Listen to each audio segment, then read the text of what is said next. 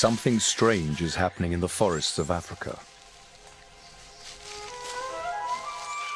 Chimpanzees are doing things no one has seen them do before.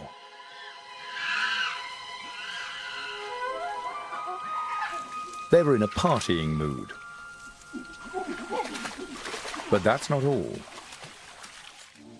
At a site called Fongoli in Senegal, they've also invented a remarkable way of catching a meal. They're making spears and hunting, just like our ancestors. Are these apes developing human-like skills in their own environment?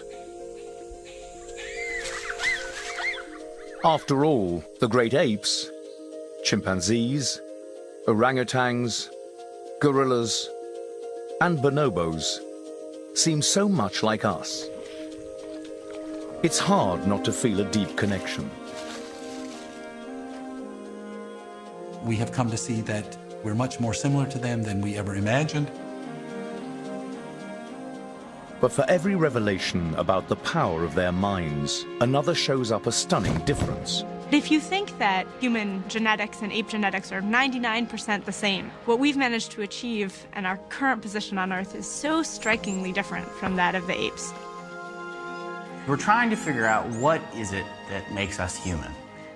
What's the little difference that makes the big difference? How big is the gap between them and us?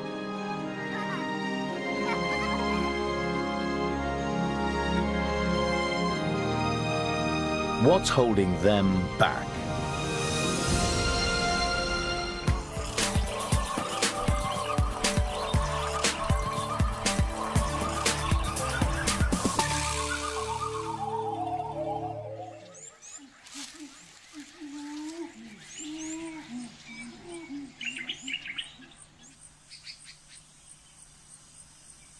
In a remote part of Africa, there is something new under the sun.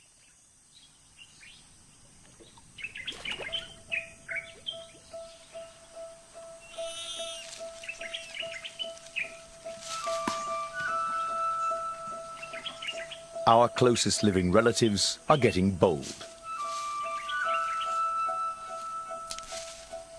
Chimps are supposed to be afraid of water, but this young male is climbing down for a dip.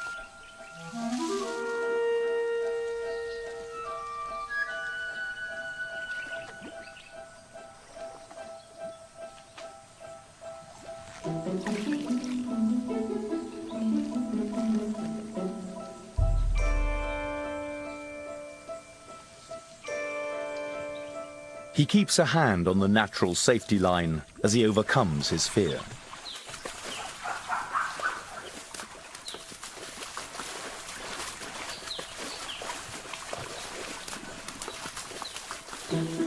Has a boy or girl ever had so much fun in a swimming hole? Wild chimps have never been seen before playing like this.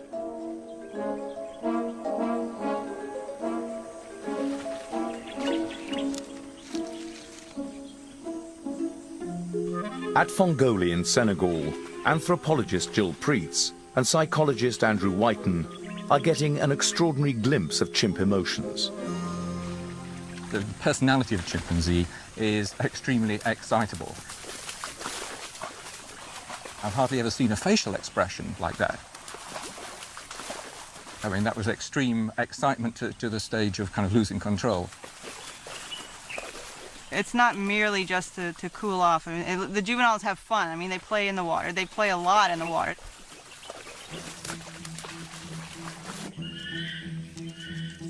This is only one of a rush of discoveries that is painting a surprising picture of ape minds. They are more like us than most researchers ever imagined. One by one, the skills and emotions we once thought were uniquely human are being found in apes.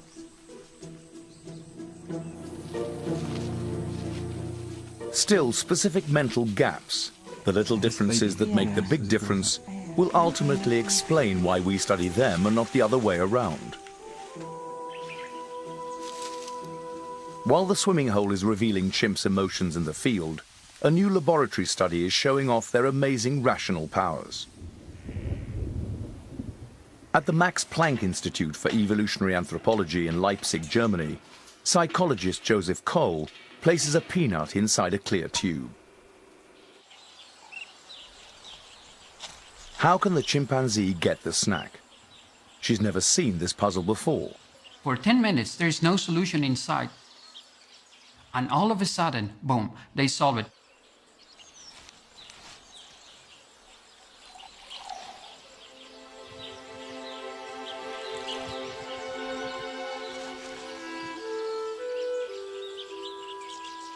They have to understand that they can use the water as a tool.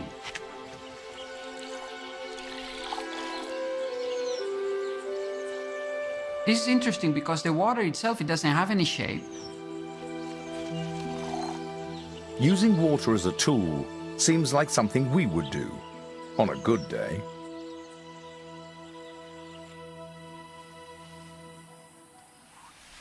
Another tool is being put to remarkable use by wild chimps in their quest for a meal.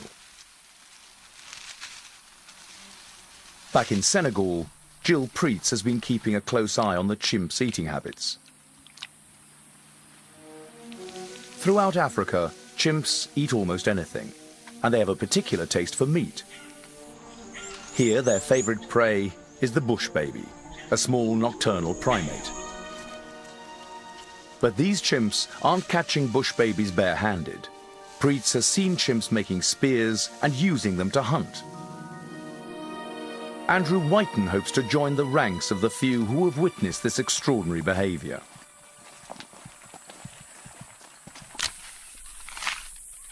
To make a spear, a chimp starts by breaking off a branch, then sharpening the tip. All in the quest to catch a bush baby in its daytime sleeping hollow. So the next step would be that the chimp would approach the cavity and sometimes look in, take the tool, jab forcefully into the cavity multiple times. It may not be ice pick sharp, but when driven by an arm up to 5 times as strong as a human's, it's a potentially lethal weapon. They always either sniff it or lick it when they withdraw the tool. What they may do is actually break open the entire cavity, and if they're lucky, find a bush baby inside. Break, strip, sharpen, stab. These chimps take a series of distinct steps in a carefully premeditated hunt. Preetz and Whiten are closing in on the answers.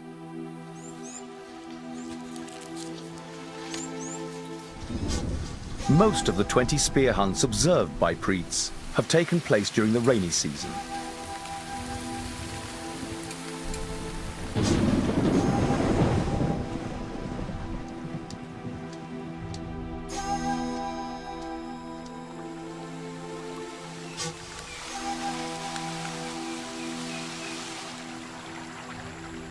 Over time, she has seen every stage of the kill.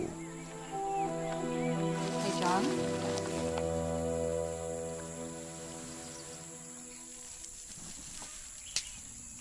A chimp is inspecting a hollow, looking for a bush baby.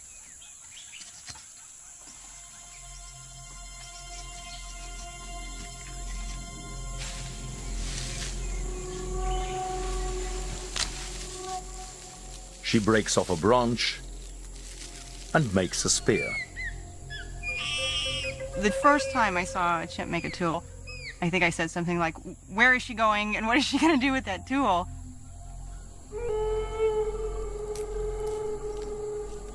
She nibbles the tip to sharpen it.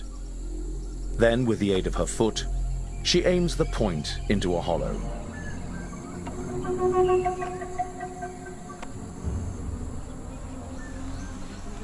Preetz has made a landmark discovery. Never before has any non-human species been known to routinely make and use deadly weapons. So what does spear hunting reveal about how chimpanzees think? Preetz and her team have seen about half of the chimps here brandishing weapons, which means spear hunting has spread through much of the group. That seems natural to us, but generating ideas and sharing technologies is one scientific definition of culture.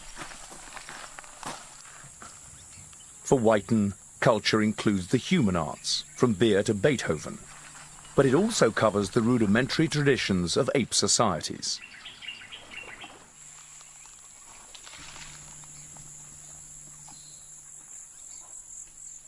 Whiten is trying to discover what kind of mind can lead an ape to culture. Young watch their parents, sometimes very intently, and over the following months and years, they acquire that behaviour. So you have to be able to copy. To prove that one ape can copy another, a student of Andrew Whiten's devised an experiment. At the University of Texas, Antoine Spiteri has built a kind of slot machine for apes. He loads it with a grape.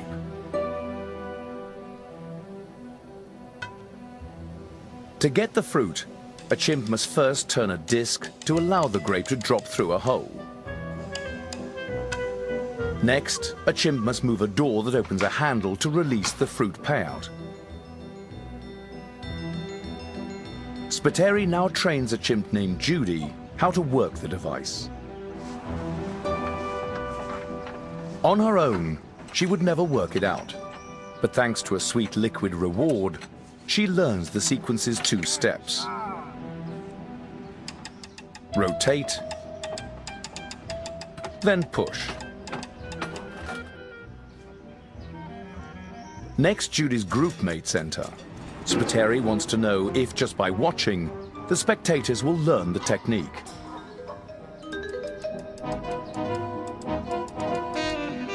Can these apes ape to win this food-finding game? One chimp seems to think she's got it and shoves Judy aside. A minute ago, Judy was the only one with the knowledge. Now, another has it, and quickly the trick spreads throughout the group. But for Spiteri, the most important question remains. Have the next-door neighbors also learned the solution? They have no social ties to the original group. In fact, they are hostile towards them. Will they set that aside to keep up with the Joneses next door? In no time at all, they're working the slot machine like old pros. Rotating, then pushing the handle.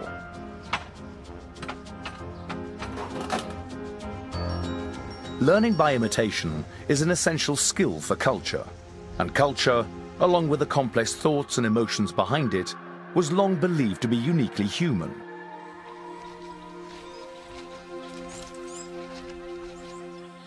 The history of Western thought has always been premised on the idea that they're beasts and they're humans. Then humans are touched by the spark of God, and beasts are just beasts. Something of a revolution came in 1960, when a young researcher with support from the National Geographic Society set up camp in Tanzania. Jane Goodall observed that chimp emotions seem much like our own, especially the tenacious bond between mother and baby.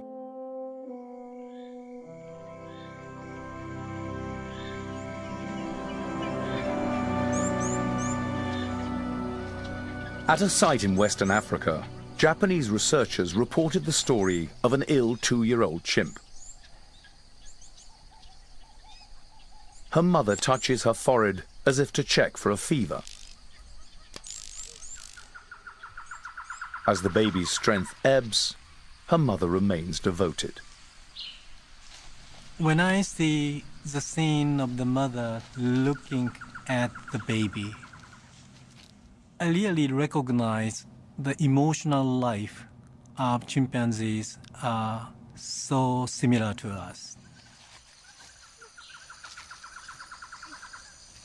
For weeks after the baby's death, the mother carries her baby's body.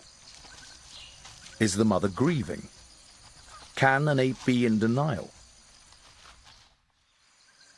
It is impossible to say exactly what the mother is thinking, but hard to dismiss her feelings.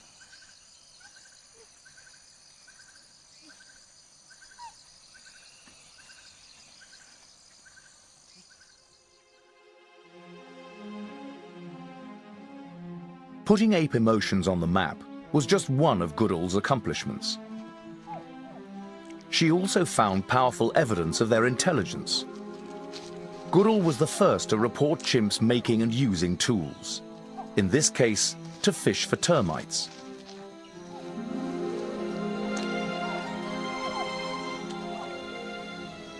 When she found termite fishing, people were so surprised and thought we should change the definition of humans, or we should include chimpanzee as humans. What Goodall couldn't have known was that at a place called Gualugo, other chimps had an even more sophisticated way to catch termites. First, they use a big stick like a shovel to open the ground. Then they switch to a slender probe to pull up the insects. Perhaps Goodall's most astonishing discovery was that chimps are hunters. She watched a troop catching colobus monkeys by hand. Although no one has established that they coordinate their efforts, the chimps appear to be cooperating. And cooperation is, after all, one of the key drivers of human culture. Could apes speed up their culture by working together?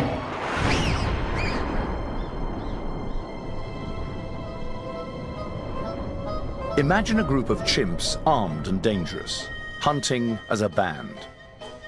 Why isn't the Earth the planet of the apes?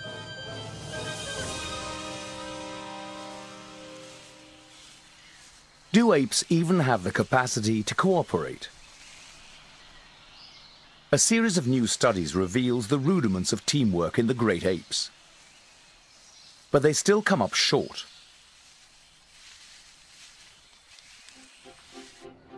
In an experiment at the Great Ape Research Institute in Japan, a chimp knows that food is hidden under a stone.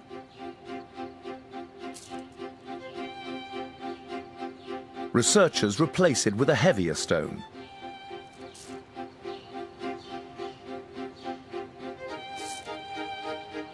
If two chimps each know about the food, can they work together?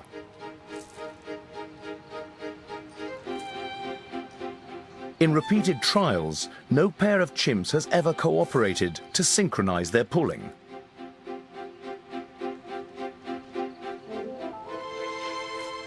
If one chimp is replaced with a person, the other animal still doesn't collaborate, at first.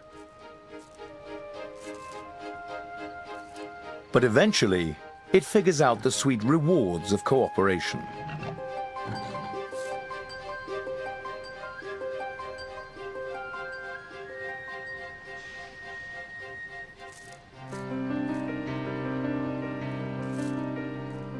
Ultimately, the chimp learns to ask for a helping hand.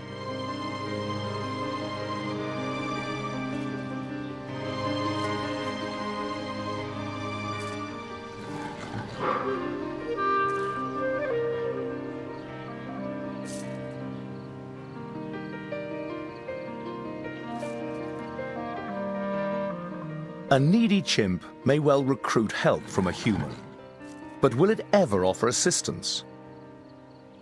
One of the most surprising findings of all of my years of studying apes has been that they actually will help humans.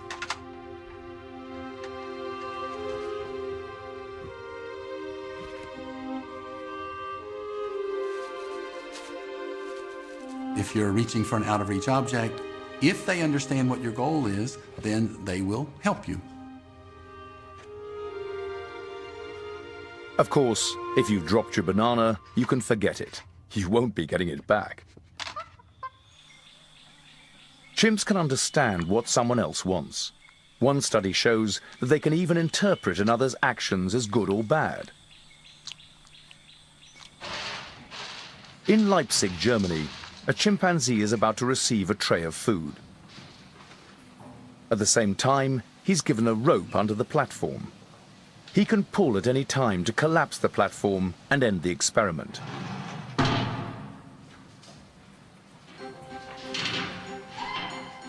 Another chimp now enters the cage. This chimp is free to pull a second rope on top of the tray. The first chimp is ticked off. He pulls the hidden rope and the game is over.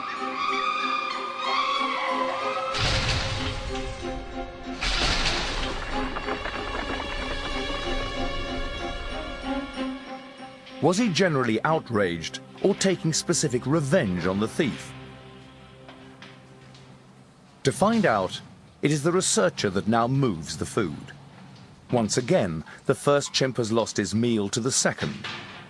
All that has changed is who is responsible. In trials where the researcher moves the food, the first chimp is much less likely to crash the platform. That would punish an innocent chimp.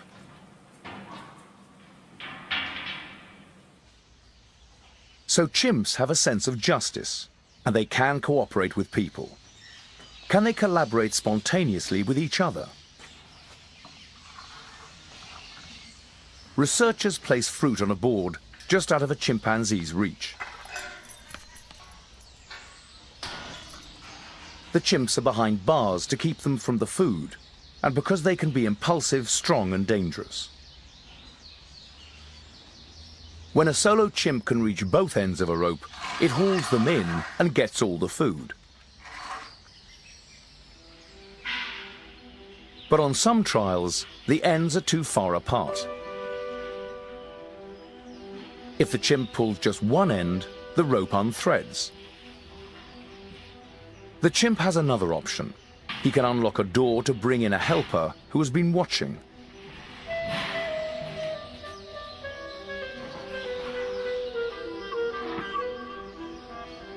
The two chimps now work together, but a series of trials shows that this teamwork doesn't come easily.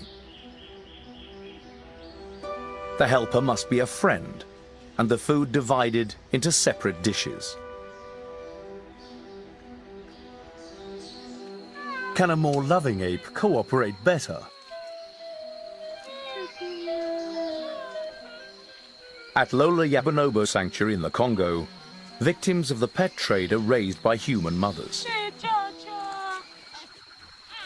When these bonobos grow up, they will spend their days outdoors becoming savvy about life in the forest. Bonobos are the most social of the great apes, and in their groups, all friends are friends with benefits. A simple way to diffuse tension. Calmer than chimps, how do bonobos fare in the cooperation test? Food is placed in a central shared well. Okay, ready? 1, 2, 3. All the food is in the same dish, so it's very easy for one individual to bump the other individual out of the way and steal it all. Okay, Nikasi. Okay, 1, 2, 3, go! It takes the bonobos a while to get on task.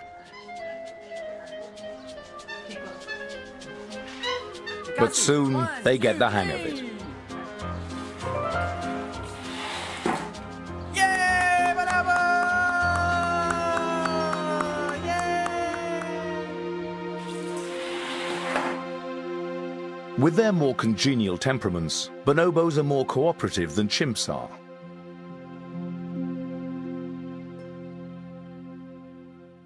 In fact, bonobos may take cooperation even further. When a young male died at the center in Japan, workers tried to remove his body. The staff decided to use sticks and try to move the bonobo towards a door. They mounted an incredible defense of this body that surprised everybody and was extremely moving.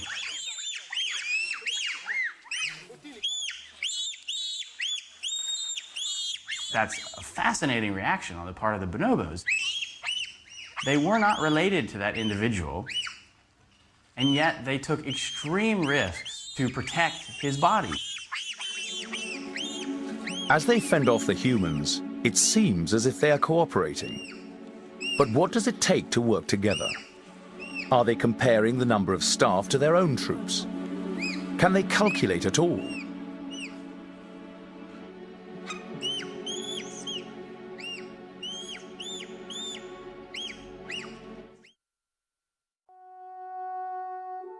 At Kyoto University, Tatsuro Matsuzawa's experiments are revealing that chimps can in fact develop an astonishing facility for numbers. He first trained a chimpanzee named I to touch the numeral that matched the number of dots. Once I knew 0 to 9, Matsuzawa displayed the numbers helter-skelter on the screen. I quickly learned to touch them in ascending order.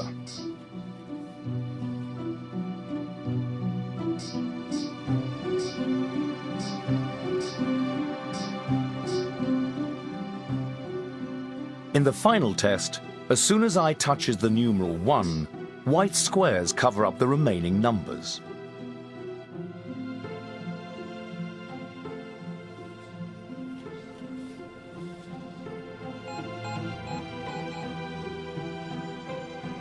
Can the chimp possibly remember all the numbers and their locations and touch them in order?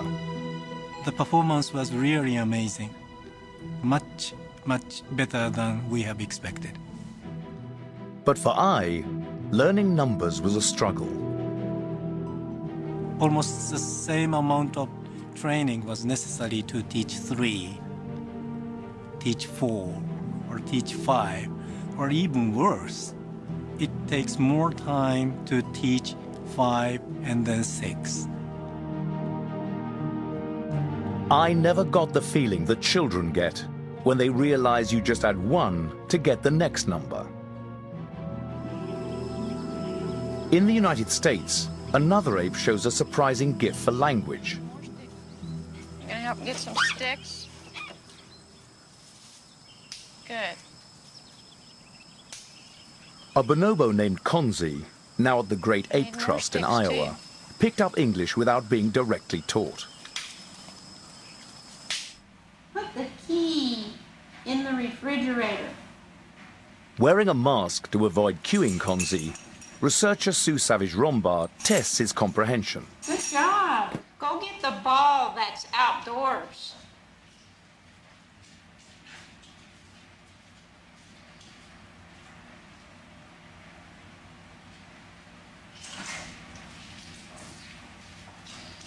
Very nice. Thank you, Konzi.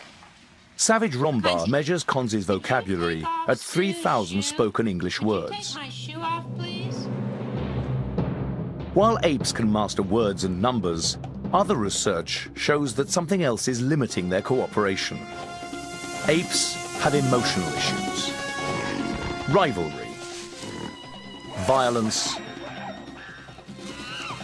and most of all, they are impulsive. In a celebrated study that investigated impulse control, Sally Boyson of The Ohio State University asked chimps to choose between 2 dishes of sweets. Now you watch real carefully. We're gonna put 1, 2, 3, 4 down here. Are you watching, Miss Priss? Shibi? We're gonna put 2 in here. Which should we give those to Sarah? Okay, well I have to give these to Sarah, and then Sheba gets 2. So Sarah gets 4, and Sheba only gets 2. Oh, too bad. The twist was that the chimp got the sweets that she didn't point to. 4, 5 in that one. Could she learn to resist her impulse to reach for the bigger pile? You want Sarah to have these? It's okay. It's okay. You get to have that one. Yeah, and Sarah gets 5. And Sheba gets 1. Oh, that is such a shame. Sheba? Amazingly, in the study, chimps never overcame their greedy urges. They always reached for more, and so ended up with less. See? Impulse studies have also been run on humans. In a classic experiment of the 1970s, a researcher gives a 4-year-old a simple choice. So if you wait for me to get back, I'll give you this bowl with all of these gummy bears, okay? But if you can't wait, you can push that button like this, and then I'll come back and you can have this bowl with just this one gummy bear, okay? Okay? Okay, I'll be right back.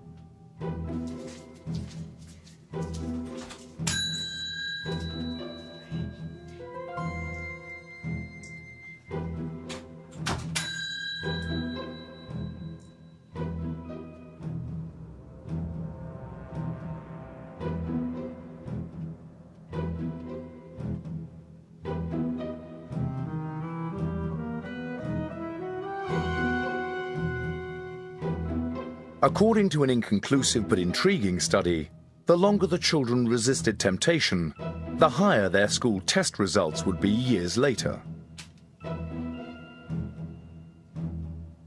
In any case, the differences between people are small compared to the gaps separating humans and apes. Maybe one of the first things that happened during our species evolution is we became much less emotionally reactive. Maybe that's one of the big differences that may explain why we solve problems so differently. We sort of got control of our emotions. Can apes be given skills to help them master their emotions? Now you watch real carefully. Sally Boyson trained a chimp to understand numerals. 2, 3. She then repeated the experiment with the sweets, but offered different pairs of numerals rather than treats. You want to give 2 to Sarah. Okay, 2 goes to Sarah, and you get 6. Oh, you Remarkably, chimps were now able to learn what they couldn't before, pointing to the smaller number to get the bigger prize. Symbols can make you free. They can help distance an ape from its impulses. But outside of the lab, apes don't seem to use symbols. Still, ape minds seem to share many of the amazing features of the human mind. They have sophisticated social emotions. They can cooperate. They have culture. 5, 4, 3, 2, 1. Their mental rocket is on the launch pad. Why isn't it taking off? On an average day, human beings file thousands of patents, post tens of thousands of messages over the internet, and think millions of thoughts that have never been thought before. Our closest relatives are different. On a good day, an ape is lucky to use a tool to crack a nut. What prevents ape culture from igniting like the human version?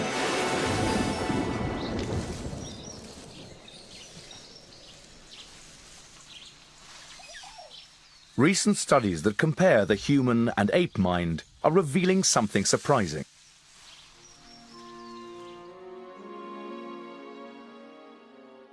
Bonobos like Konzi show their own kind of genius. Could you take off Sue's shoe?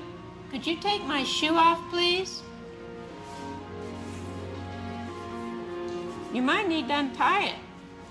Even skeptics agree that Konzi understands more words than any other non-human animal. He also uses an array of visual symbols to communicate. But on closer inspection, Konzi, like all great apes, lacks the full mental package. Take Konzi's use of language. Most of the time, he will use these symbols to request things, to say, take me there or give me that. Now, Konzi will not use those symbols to talk about the weather or to just make small talk, which is a very human thing.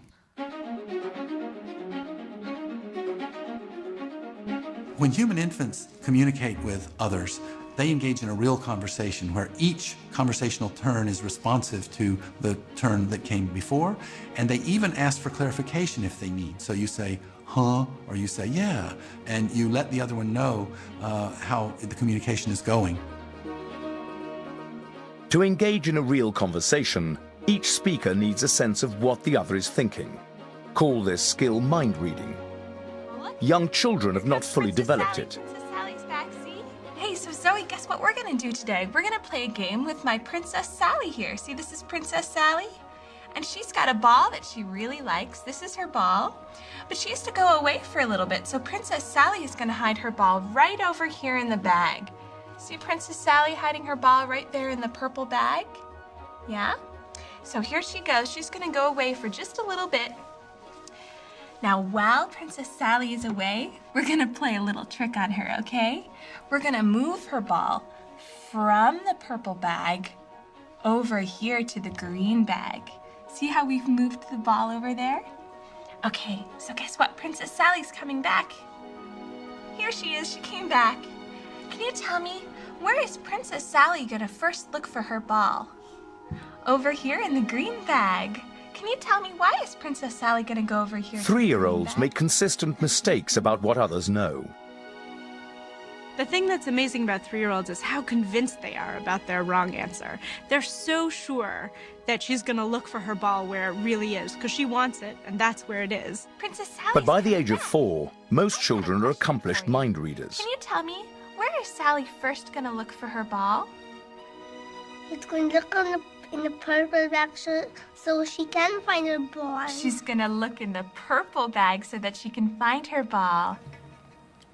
As recently as 2001, studies seem to show that apes don't know what others are thinking. But then new experiments began to reveal unexpected skills. In one study, as a chimp approaches a treat, Brian Hare moves it out of reach, establishing himself as a competitor. Next, Hare blocks his own view of one of the treats, but leaves another within his sight. It looks like they're generating a plan and saying to themselves, okay, I want that food, and the one I'm most likely to get is the one he's not looking at, or the one that if I sneak around, he won't see me, and therefore I can have my yummy banana treat. This chimp seems to know what is on Hare's mind, what he can see and what he can't. So chimps seem to share some of our skills of mind reading. Do we have any mental skills which are uniquely our own? A key clue comes from a new experiment. Back at the University of Texas, Victoria Horner shows a chimp how to operate a puzzle box to get a treat. First, she taps. Then, she slots.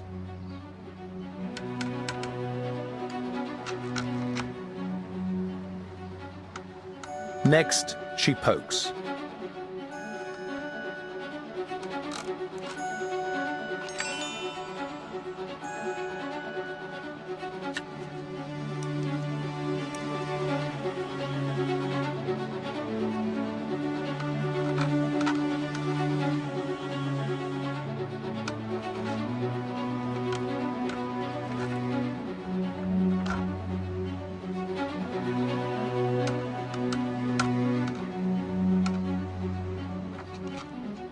The chimp copies fairly well and gets the sweet.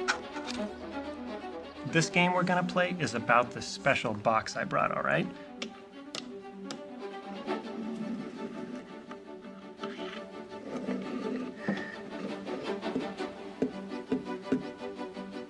There's a gummy bear. It's your turn.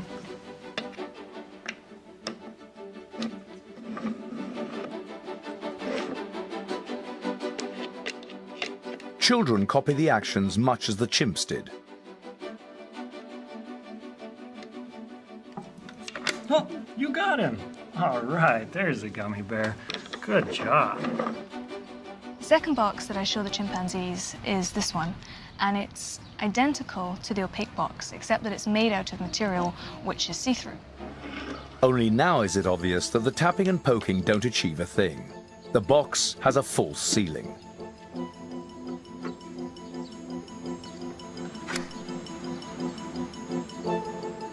The chimps cut to the chase.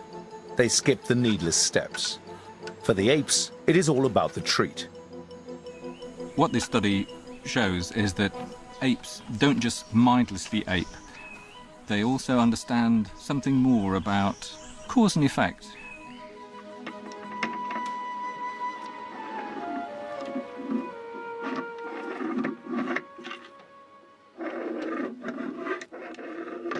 We found something quite surprising. The children were predisposed to copy, even when it meant that they were doing something that was really rather silly. So this seems a little like the chimps are outsmarting the kids in this particular study. There he is. You got him out. Why do children imitate slavishly? The root of the children's behavior is the fact that they viewed me as a grown-up, possibly as a teacher. That children expect to be taught is a vital difference. While apes can copy, most researchers believe that they do not teach each other. Learning from someone else is the fastest way to get a new idea. Faster than learning by imitation. Faster than inventing a new technology in the first place. In children, a penchant for teaching appears even before language kicks in the form of a deceptively simple gesture: pointing. A toddler knows that the cup being pointed to is the one that hides the treat. Parents love it when their kids start pointing because it's evidence that the kid's trying to communicate with them. Parents definitely notice the difference between babies who just point to ask for things and babies who point to show them things. Apes don't seem to get that kind of pointing. It doesn't matter whether Brian Hare points, or stares, or orients his body. This young bonobo is unaware that he is trying to communicate. They were clueless at using the information. Even after lots and lots of trials, they didn't use the information I provided them, and it was a big surprise to everybody. Where's this car? Right there. Pointing relies on a particular mental skill. A little difference that makes a big difference. Whenever I point, I'm actually directing your attention towards a third object, and you have to understand that my attention is on that object, and that I'm asking you now to attend to the same object. Yeah. So there's sort of a triangle between us and the object. This mental skill, this triangle, turbocharges teamwork. What you'll see with the human mother and baby is that the mother is constantly trying to show the baby what to do, and the baby is trying to tune in to what the mother wants. And so you have a full triangle of mother and baby and the thing in the environment that they're trying to work on.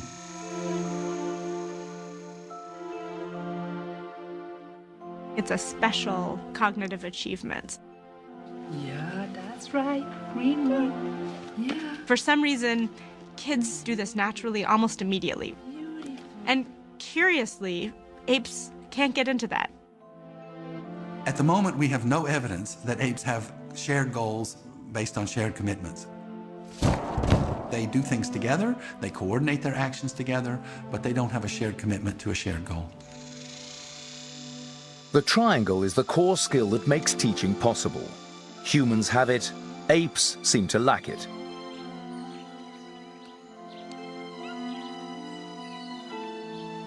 But apes are also missing one more thing. It's a key emotional driver. Another blue one on top? The passion to cheer each other on. Good. Yeah, that's it. Yeah, like that. Good job. Well done. Good job. This kind of facilitation, giving a hand, encouragement, is the base of teaching. It seems like it's not just a cognitive capacity that's necessary for teaching. There's this other thing, which is wanting to teach, that seems to be really pervasive in humans and maybe mysteriously missing in apes. The pieces are now coming together. Apes have a culture, a rare achievement in the animal world. They can learn from each other through imitation. But this process is passive, often slow, and can easily backslide. Probably there's a lot of slippage. There's a lot of loss of cultural innovations between generations when you're talking about a chimpanzee. If an ape invents something new and important and interesting, maybe some others will learn it, maybe they won't. Unique among animals, humans have both the passion and the mental skill to teach each other. When you're a student rather than a spectator, learning happens rapidly. That's because teaching locks in progress. Human cultural traditions have a cumulative quality, that each generation builds on the things of the previous generation. So if you look at the history of any interesting technology, it started out simple, and the children of that generation learned the simple version, but then some genius made an improvement to it, and everyone follows right away, and we get this ratcheting up in complexity. An ape may stand on another's shoulders, But only humans can stand on the intellectual shoulders of giants. It's such a great privilege to be able to work with these animals and try to understand what's going on in their head when they look at you so gingerly and softly. Is it they're thinking, oh, he's such a nice guy, and boy, I wish I knew what was going on in his head? Or is she thinking, gosh, what's that spot? Is it dirt? Could I eat that? In spite of their limitations, when we look into the eyes of a fellow ape, we don't feel a gap, but a deep connection. We can't resist a chimp reaching out for help, or a group of unrelated bonobos rallying to the defense of another, or a mother refusing to let go of her dead baby.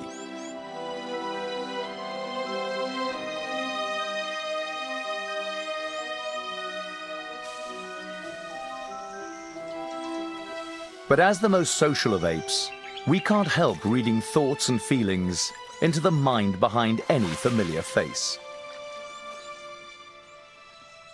And perhaps that says more about us than them.